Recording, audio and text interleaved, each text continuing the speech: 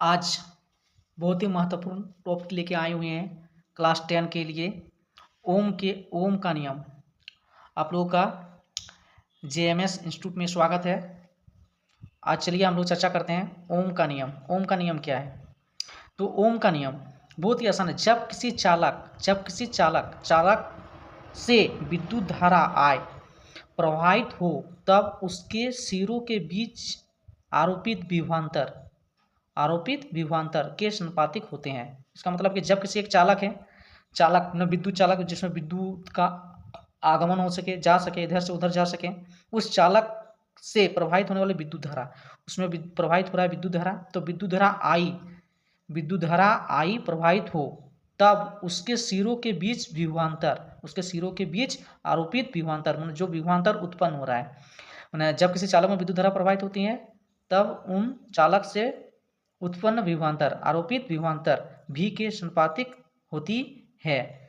जब इस चालक के चालक में ताप, दाब तथा अन्य कारक में कोई परिवर्तन ना हो। इसका मतलब है कि सभी अन्य कारक जो है, ताप, दाब या अन्य कारक कांस्टेंट हो, क्या हो, नियत हो, यानी दाब में कोई परिवर्तन ना हो, जिसे ओम का नियम कहते हैं। जिसे क्या कहते हैं? ओम का नियम कहते हैं।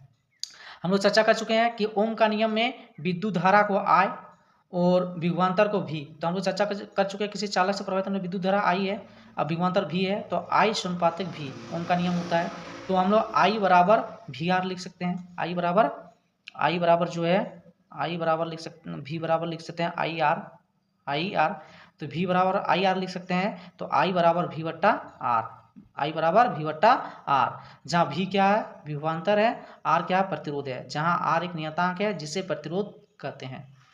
तो इसे हम लोग ओम का नियम कहते हैं। इसे हम लोग क्या कहते हैं? ओम का नियम कहते हैं। अब प्रयोग विधि द्वारा ओम के नियम को सत्यापित करेंगे। किस विधि द्वारा?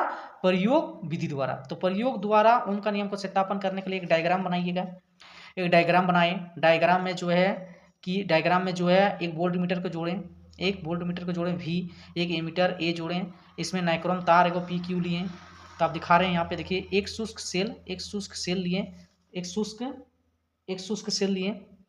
एक एमीटर लिए, एक शुष्क सेल लिए, एक एमीटर लिए और एक वोल्ट मीटर लिए, और एक स्विच क्या लिए?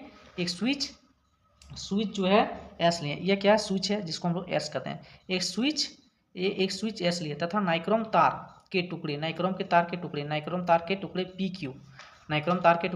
PQ। इस तरह से आप देखें कि एमीटर एमीटर विद्युत धारा को मापता है। अब वोल्ट मीटर को मापता है। वोल्ट मीटर को मापने वाला V है, विभवांतर को मापने वाला, विभवांतर को मापता है वोल्ट मीटर। तो इसमें एमीटर भी जुड़ा हुआ है, वोल्ट मीटर भी जुड़ा हुआ है। ये नाइक्रोम तार PQ है, इसमें स्विच S लगा हुआ है। इस डायग्राम में हम लोग सत्यापित करने के लिए डायग्राम को बनाए हुए हैं। इस डायग्राम से ही हम लोग ओम का नियम को सत्यापन करेंगे। क्या सत्यापन करेंगे कि कैसे सत्यापित होता है कि I समानुपातिक V, यानी I समानुपातिक V कैसे प्रमाणित होते हैं। इसको हम लोग प्रमाणित करने के लिए यह डायग्राम को बनाए। डायग्राम को लेने के बाद अब हम लोग यहाँ पे PQ को संयोजित किया जाता है। PQ को संयोजित कर दिए, नाइक्रोम तार जो था, स्विच S को बंद करने पर, अब स्विच S को बंद कर दिए, तो स्विच S को बंद करने पर परिपथ से विद्युत धारा प्रवाहित होने लगती है। तो जब हम लोग डायग्राम में देखें, डायग्राम में क्या किए? डायग्राम में हम लोग स्विच को बंद कर दिए। डायग्राम में जो है, ये जो स्विच है, इस स्विच को हम लोग बंद कर दिए। तो जैसे ही डायग्राम में स्विच को बंद कर देते हैं तो इस कुंडली से विद्युत धारा प्रवाहित होने लगती है। तो विद्युत धारा जब प्रवाहित होने लगती है तब क्या होता है कि स्विच को बंद करने पर विद्युत धारा प्रवाहित होने लगती है। तो एमीटर A परिपथ में प्रवाहित होने वाली धारा को मापता है तथा वोल्ट मीटर जो है वह वोल्ट मीटर जो है विभवांतर को मापता है, विभवांतर V को मापता है। अब नाइक्रोम तार जो है वह PQ के सिरों P एवं Q के बीच, नाइक्रोम तार जो है वोल्ट मीटर नाइक्रोम तार PQ के सिरों के बीच P एवं Q के बीच का विभवांतर V को मापता है। P और Q का जो बीच का विभवांतर है, विभवांतर को मापता है। कौन मापता है? वोल्ट मीटर मापते हैं। तो इस चीज़ को यहाँ पे दिखाएं, वोल्ट मीटर जो है यहाँ पे, यहाँ वोल्ट मीटर जो है, तो वोल्ट मीटर यहाँ पे विभवांतर V को मापता है तथा एक के स्थान पे 2 सेल लगाकर पुनः 2 सेल लगाकर एमीटर तथा वोल्ट मीटर के पठन को नोट कर लेते हैं। पठन को नोट करते हैं मैंने क्या होता है कि यहाँ पे जब विद्युत धारा यहाँ पे सेल जोड़े, एक सेल जोड़े थे, फिर से 2 सेल जोड़ेंगे, 3 सेल जोड़ेंगे, 4 सेल जोड़ेंगे और पूरा जोड़ने के बाद बारी बारी करके विद्युत धारा को प्रभावित करेंगे। तो इससे हमें यह प्रमाणित होता है कि यहाँ सेल लगाकर पुनः एमीटर वोल्ट को पठन को नोट करते हैं। तो इस प्रयोग को बारी बारी 3, 4 और 5 सेलों को परिपथ में जोड़कर दोहराते हैं। तो हम पाते हैं कि प्रत्येक बार जो अनुपात है मतलब अनुपात V/I का मान जो है ना R बराबर V/I, तो V/I का मान जो हमें प्राप्त हो रहा है कुंडली से, उनका मान लगभग समान आता है। प्रत्येक बार क्या होता है, लगभग समान आते हैं। चलिए अब इसको डायग्राम यानी हम लोग एक ग्राफीय विधि द्वारा आपको दिखा रहे हैं। ग्राफीय विधि द्वारा ग्राफ बनाने के अब विभवांतर V को x अक्ष मान लिए तथा धारा I को y अक्ष मान लिए, y अक्ष। तो x अक्ष में क्या रखें, x अक्ष में रखें, x अक्ष में रखें V और धारा को रखें y अक्ष पर लेकर V तथा I के बीच एक ग्राफ खींचा जाए। V तथा I के बीच एक ग्राफ खींचते हैं। चलिए ग्राफीय विधि द्वारा भी हम बता रहे हैं कि कैसे इसका मान जो है समानुपातिक में बराबर होते हैं। तो ग्राफ विधि में हम लोग क्या माने हुए हैं, विभवांतर जो है उसको V मान चुके हैं और विद्युत धारा को I मान चुके हैं। विभवांतर V को x अक्ष में रखें और विद्युत धारा को y अक्ष में रखें। तो चलिए इसको प्रमाणित करते हैं हम लोग। तो यहाँ पे प्रमाणित करते हैं तो आप देखिए कि तो प्राप्त ग्राफ एक सरल रेखा प्राप्त होता है। इससे यह सिद्ध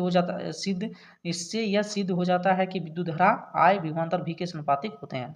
I विद्युत धारा जो है विभवांतर V के समानुपातिक होते हैं। चलिए आप डायग्राम में हम दिखा रहे हैं। डायग्राम में जो है कि देखिए कि आप यहाँ पे जो मान है हम लोग का, तो यहाँ पे जो है x अक्ष है, इसको कहते हैं क्या हम लोग यहाँ पे जो है इसको मान चुके हैं, इसको जो मान चुके हैं हम लोग x अक्ष मान चुके हैं, ये जो है x मान चुके हैं, इसको y मान चुके हैं। तो x और y अक्ष को लेने के बाद यहाँ पे देखिए कि विद्युत धारा जो है, तो विद्युत धारा को एक समान अंतराल पे एक डायग्राम 0.1, 0.2, 0.3, 0.4, 0.5 ले लिए।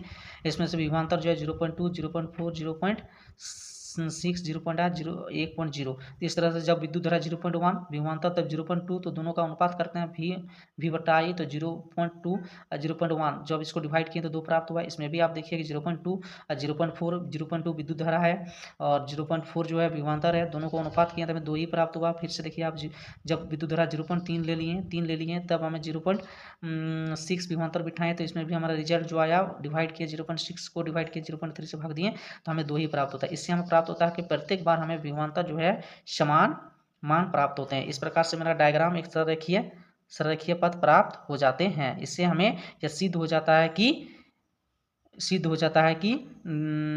विद्युत ओम का नियम, इससे यह सिद्ध हो जाता है कि V/I समानुपातिक में बराबर होते हैं।